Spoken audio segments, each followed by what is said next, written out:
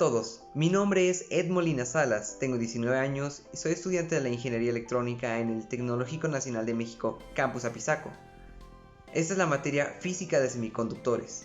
Veremos la práctica número 2. Anteriormente ya hemos visto la unión PN, de manera específica, cómo se forma y cómo se comporta cuando se le aplica un voltaje externo. Se polariza en directa y en inversa. Ahora veremos esta unión conceptualizada en el diodo. Es un componente electrónico que cuenta con características importantes. Por ejemplo, que solo deja pasar la corriente en una sola dirección y no en la otra. Para esto realizaremos varias mediciones del diodo en esta práctica, la cual está compuesta por 6 pasos repartidos en 2 partes. La primera es medir el diodo por sí solo, sin que se encuentre en un circuito electrónico. La segunda es medir el diodo, pero dentro de un circuito electrónico. Y a medir nos referimos precisamente a realizar la medición para poder encontrar cuál es la caída de tensión dentro del diodo. El paso número 1 será indicar cuál es el ánodo y el cátodo del diodo. El paso número 2, identificarlo mediante su número de parte. En el paso número 3 mostraremos dónde poner el indicador del multímetro, es decir, qué función utilizar. Utilizaremos 2 funciones. Paso número 4. La segunda parte está compuesta por el paso número 5, el cual es realizar la medición de ese diodo en un circuito con voltaje externo y una resistencia. Así encontraremos la caída de tensión del diodo. Vamos a ello. Los materiales a utilizar serán los siguientes. Primero que nada, nuestro multímetro, los diodos a medir, resistencia, alambres para poder hacer la conexión en nuestro protoboard, una fuente de voltaje externo a estos diodos. Yo también como material extra voy a utilizar estos caimanes. Procedemos con la práctica, la cual está compuesta en 2 partes. La primera es midiendo los diodos nada más, y la segunda es instalándolos en el protoboard con un voltaje externo para medir el voltaje de potencial de barrera que tienen estos diodos. Así que procederemos con la parte número 1. Tenemos únicamente nuestros diodos, con los cuales vamos a comenzar con este diodo rectificador. Este diodo rectificador. Paso número 1. Vamos a identificar el ánodo y el cátodo del diodo. ¿Cómo lo identificamos? Pues normalmente todos los diodos van a tener una línea, una banda, y ese lado es el cátodo. Normalmente se posiciona a la derecha. Tendremos el cátodo, que corresponde a la región N de la unión PN, y el ánodo, que corresponde a la región P de la unión PN. Pero ahorita ya lo estamos conceptualizando como un diodo, ya no estamos analizando tan profundamente lo que es la unión PN. El paso número 2, como sabemos, es indicar el diodo según su nomenclatura. Para ello, vamos a observar las letras que están aquí, como se puede apreciar ahí. Vamos a ingresar ese número en el navegador Google y a buscar su datasheet o su hoja de datos. Vamos a identificar el tipo de diodo con el que estamos trabajando. Para eso vamos a nuestro navegador y buscamos el número de parte de nuestro diodo, el cual es 1N4007, y escribimos datasheet. De ahí nos vamos a la página y aquí abajo podemos buscar uno que sea de propósitos generales. He buscado una hoja de datos en específico, la cual nos indica que tenemos de los modelos de 01 a 07 todas las especificaciones eléctricas. Es un diodo rectificador de silicio para propósito general. Estos son los 2 valores más importantes de un diodo, el cual es el voltaje máximo en inversa, que según los modelos van de 50 a 1000 voltios, y la corriente directa máxima soportada por el diodo, la cual es de 1 amperio. Aquí tenemos características y datos. La polaridad nos dice que es la banda de colores denotada al cátodo. Los valores máximos y características eléctricas. Todos los que digan máximos se refiere a que no podemos sobrepasar el valor, de lo contrario nuestro componente quedará dañado permanentemente. Es decir, que el voltaje inverso de pico repetitivo máximo para el diodo de 4007 será de 1000 voltios. El voltaje efectivo máximo soportado por el diodo será de 700 voltios. Así también nuestro voltaje de bloqueo. Este se refiere a que cuando polarizamos nuestro diodo en inversa, bloquea el voltaje, y ese voltaje que es bloqueado tiene un valor máximo igualmente de 1000 voltios en nuestro caso. Si están perdidos con estos valores, esta gráfica nos puede ayudar. El valor pico o voltaje pico es el máximo que tenemos en nuestra gráfica. Aquí estamos haciendo referencia a nuestra polarización en directa y aquí estamos haciendo referencia a nuestra polarización en inversa. El voltaje RMS es el voltaje eficaz y el voltaje promedio está por debajo. No confundamos que el voltaje eficaz es igual al voltaje pico. Nuestra corriente directa máxima que soportan nuestros diodos es de 1 amperio. Este valor es importante ya que nos dice que el voltaje máximo que soportará nuestro diodo será de 1.1 voltios a una corriente de 1 amperio. Es decir que si deseamos conducir una corriente de 1 amperio, el voltaje máximo que soportará será de 1 voltio. También está haciendo referencia a que el voltaje que tenemos que vencer para que conduzca el diodo en directa debe ser de 1.1 voltios si es que tenemos 1 amperio de corriente. Sabemos que nuestro diodo es de silicio, por lo tanto su barrera de potencial, por lo tanto su voltaje de potencial, su voltaje de la barrera de potencial será de 0.7. La diferencia con 1.1 será la caída de tensión en la resistencia interna del diodo, la cual está dada por R'(D). Estos serían los valores importantes a tener en cuenta. Ya hemos visto, este es un diodo rectificador. Paso 3. Ponemos nuestro indicador de función en la función de diodo. Aquí tenemos múltiples funciones y con esta seleccionamos función de diodo. Ahora vamos a utilizar las puntas para medir, pero yo para mayor comodidad voy a conectar aquí los caimanes que les comenté anteriormente. ¿Okay? Lo que va a pasar aquí es que el multímetro va a inyectar un voltaje aproximadamente de 2.5-3.5 volts por la punta derecha y por la punta negra va a aterrizar. La diferencia de voltaje entre estas dos puntas va a ser la caída de tensión que presente el elemento en cuestión, en este caso el diodo. Paso número 4, que es hacer la lectura directamente. Este es el cátodo, así que aquí está el ánodo, le conectamos el positivo para conectarlo en polarización en directa. Como se puede apreciar, esto tiene un voltaje de una caída de tensión de 0.661-662 milivolts, casi 0.7 volts, el potencial de barrera contenido en este diodo. Ahora vamos a realizar esta misma prueba pero con otro diodo. Veamos cuál es la diferencia. Igualmente tenemos 613, o es un aproximado más o menos de 600 a casi 700 milivolts. Vamos a comprobar que este diodo esté funcionando correctamente y ahora lo vamos a polarizar en inversa. Es el cátodo, lo vamos a conectar al positivo y el ánodo al negativo. Y aquí hay una polarización en inversa. La resistencia que presenta este diodo entre estos dos puntos es tan alta que se sale del rango de medición de este multímetro. Por eso es que marca OL, fuera del rango de medición. Podría decirse que tiende a infinito la resistencia incluida aquí. Otro tipo de diodo que vamos a medir es el diodo emisor de luz, o mayormente conocido como LED. ¿Ok? Sabemos, si googleamos, este diodo no tiene ningún número aquí, pero son los típicos LEDs de toda la vida, los podemos googlear y vamos a ver cuál es el ánodo y el cátodo. El ánodo es esta patita que aquí dentro está pequeña y el cátodo es la larga. Conectamos aquí el negativo al cátodo y el positivo. Aquí vamos a inducir esta corriente, este voltaje. Ok, y se puede apreciar como este LED tiene una caída de tensión mayor al anterior diodo. Este diodo tiene una caída de tensión de aproximadamente 1.7 o 1.8 volts. Esto significa que su barrera de potencial es más alta, pues esto es debido a que es un tipo diferente de diodo. ¿Okay? Como pueden ver, el voltaje inducido está generando que el LED encienda. También esto es responsable de que haya una mayor caída de tensión. Ya enciende y hemos comprobado que funciona, pero igualmente podemos girar el LED y ahora tenemos el cátodo que vamos a conectar al positivo y el ánodo al negativo, le estamos polarizando en inversa. No enciende y su resistencia igual es demasiado alta. Este LED está funcionando correctamente. Ahora, conectando este en polarización inversa, podemos ver cómo este es el cátodo que lo conectamos al positivo y este es el ánodo que lo conectamos al negativo. Obviamente no nos marca nada porque lo estamos conectando a la inversa y su resistencia tiene infinito. Y en teoría, cuando lo conectamos polarizado en directa, es decir, con el ánodo al positivo y el cátodo al negativo, debería de encender y debería de marcarnos aquí ese potencial de barrera que hemos visto anteriormente, esa caída de tensión. Vamos a proceder a conectarlo. No enciende y no nos muestra nada. Esto significa, como pueden apreciar, está bien polarizado. Debería de haber una caída de tensión, pero no la hay. Significa que el diodo está abierto. Internamente se ha abierto el circuito. Así es como podemos apreciar que un diodo está en mal estado. Como pueden ver, pues aquí se ve que se quemó. Este diodo no está funcionando. Y como pueden ver, es el caso en el que el diodo está abierto. Para poder medir la caída de tensión con un voltaje externo, una resistencia y nuestro diodo. Nuestra fuente debemos de realizarla para poder usarla. Es un cargador pero ha sido adaptado para poder conectarse a nuestra placa protoboard. Hemos conectado estos caimanes para realizar las mediciones y procedemos a la construcción del circuito. ¿Ok? Comenzaremos con este diodo rectificador. Como hemos visto anteriormente en la hoja de datos, este diodo es de tipo rectificador. Es el diodo más sencillo que existe, los componentes necesarios.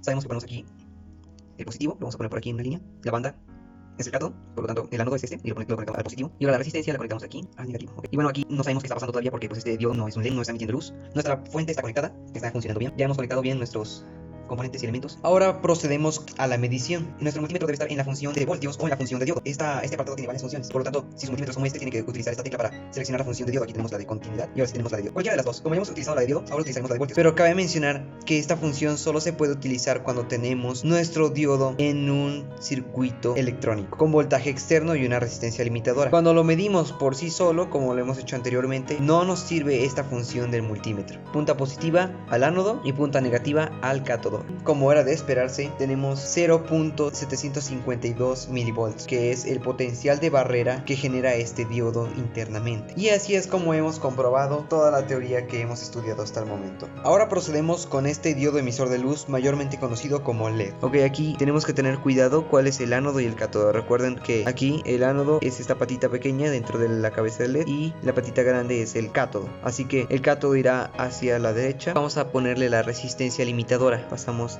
hacia el negativo y podemos ver cómo ya está encendiendo. Está polarizado en directa. Si lo polarizamos en inversa, pues obviamente no enciende. Aquí se puede apreciar cómo no enciende. Ya está conectado. Terminamos nuestro circuito y procedemos a la medición. Cabe mencionar que es importante que exista esta resistencia limitadora, sin la cual este diodo se quemaría por el exceso de corriente que pasaría a través de él. Este diodo está fabricado para resistir cierto valor de voltaje y de corriente. Si es sobrepasado, como sabemos, el diodo puede quedar inutilizable permanentemente. Procedemos a conectar la punta negativa al cátodo del LED, en este caso es un diodo emisor de luz, y la punta positiva al ánodo. Y como se puede apreciar, aquí tenemos la lectura de nuestro multímetro. El potencial de barrera es mayor al del anterior diodo, puesto que este es un diodo emisor de luz, requiere un mayor voltaje y además está consumiendo más corriente para poder emitir la luz del LED. No se olviden de apagar su multímetro si no se descarga la batería, y también desconecten estas fuentes de voltaje. Aunque las desconecten de aquí, estos siguen consumiendo, por lo tanto también hay que desconectarlos de aquí para que no consumamos tanta energía eléctrica y no contaminemos tanto al planeta. Muy buenos días, me llamo Raúl y les voy a presentar una práctica con diodos. Por eso tengo aquí el multímetro, aparte los diodos Shortfish y el diodo Zener. Los multímetros digitales son una herramienta de prueba usada para medir dos o más valores eléctricos. En este caso vamos a medir el diodo con la modo de prueba de diodos, que suele ser el mejor enfoque ya que está especialmente pensado para este propósito, y aparte el modo resistencia, usualmente usado para cuando el multímetro no está equipado con otro modo de prueba, podemos usar este. Los diodos Schottky son dispositivos que tienen una caída de voltaje directa, operan a muy altas velocidades y se utilizan en fuentes de potencia, circuitos de alta frecuencia y sistemas digitales. A continuación les mostraré los pasos que realicé para comprobar el diodo. Hay que comprobar que esté totalmente despejado y no exista tensión en el diodo. En caso de haber voltaje en el circuito debido a capacitores, hay que quitarlos. Hay que girar el selector de modo a prueba de diodos. Luego conectamos los cables de prueba al diodo y anotamos las mediciones mostradas. Como sabemos, el ánodo al positivo, el cátodo al negativo. Invertir los cables de prueba y tomar nota de que al invertir los cables ya no pasa la energía debido a la unión PN. Para probar un diodo Zener es muy sencillo, se mide igual que un diodo normal. Comprobar el voltaje del diodo de Zener garantiza que este elemento esté realizando bien su trabajo. Así se conoce si está regulado el voltaje necesario en el circuito electrónico. Para probar o medir el diodo Zener, lo primero que se debe hacer es comprobar su estado de conducción en un sentido a otro, hacia e inverso. Colocar el multímetro digital en la escala de diodos, lo cual indica mediante el símbolo de diodos, y comprobar su estado como un diodo semiconductor normal. El procedimiento para mediciones con el modo resistencia se lleva a cabo de la siguiente manera. Giramos el selector a modo resistencia, el cual se puede que comparta un espacio con el selector de alguna otra función. Conectar los cables de prueba al diodo posteriormente a la retirada del circuito y tomar nota de lo que estamos obteniendo. Al invertir los cables de prueba y anotar las mediciones que está mostrando. Para obtener los mejores resultados cuando se usa el modo resistencia para probar diodos, se aconseja comparar las lecturas con un diodo en excelente estado ya comprobado. El multímetro muestra cuando un diodo bueno está polarizado en directo. La lectura indica que el diodo funciona como un interruptor abierto. Un buen diodo polarizado en directo muestra una caída de voltaje desde 0.5 hasta 0.8 voltios. La resistencia de polarización en directo de un diodo bueno debe de oscilar entre 1000 ohms a 10 ohms. Un diodo que esté malo no permite que la corriente fluya en ambos sentidos. Ahora vamos a hacer un pequeño circuito utilizando todos estos materiales con el diodo Schottky y el diodo Zener. Para eso usamos esta fuente de alimentación, este protobol y esta resistencia. Para ello ponemos el multímetro en corriente directa para ver la diferencia entre polarización en inversa y directa de ambos diodos. Una de las principales características que identifican el diodo Zener es la polarización en inversa, ya que un diodo común, al ser polarizado inversamente, actúa como un circuito abierto. Cuando la corriente a través del diodo Zener cambie, el voltaje de salida permanece relativamente constante, es decir, la variación.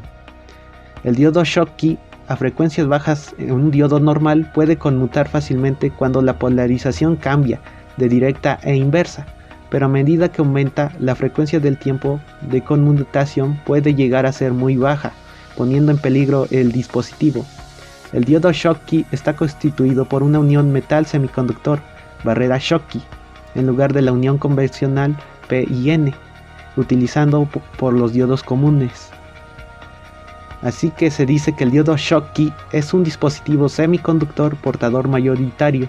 Esto significa que si el cuerpo semiconductor está dopado con impurezas tipo N, solamente los portadores de tipo N electrones móviles desempeñarán un papel significativo en la operación del diodo y no se realizará la recombinación aleatoria y lenta de los portadores de tipo N y P, que tienen lugar de los diodos rectificadores normales, con los que la operación del dispositivo será mucho más rápida. Para concluir, vemos que el voltaje varía entre un diodo y otro dependiendo de su polarización, ya sea en inversa o en directa.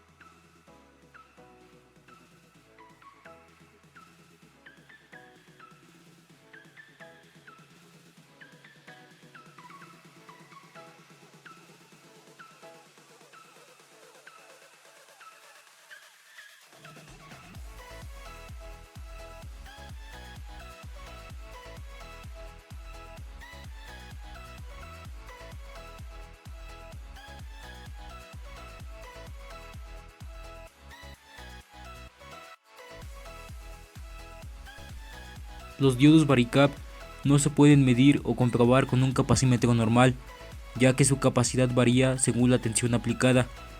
Tensión máxima es igual a capacidad mínima y tensión mínima es igual a capacidad máxima. Para medir el diodo varicap tendremos que poner dos diodos en serie, como se muestra en el diagrama, además de que necesitaremos una resistencia y un potenciómetro. Se alimentará el circuito con 5 volts. Entonces, al conectar los dos diodos en serie y elevar la tensión con el potenciómetro, la capacidad varía entre 3, 4 y 5 picofaradios.